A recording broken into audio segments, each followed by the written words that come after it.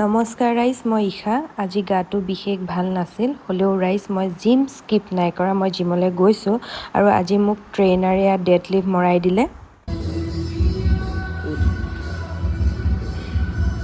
হৈছে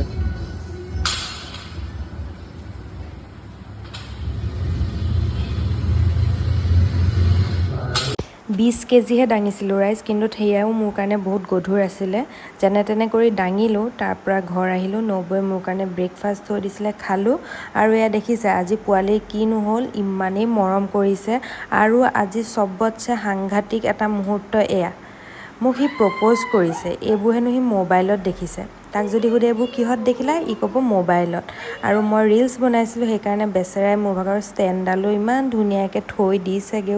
আজি বহুত দিনৰ মূৰত এই গেলা গৰমত ডান্সৰ ভিডিঅ' এটা বনালোঁ, দিম আপোনালোকে চাব। বাকী পুনৰ এটি নতুন ভিডিঅ'ত লগ পাম। আজিলৈ বাই বাই।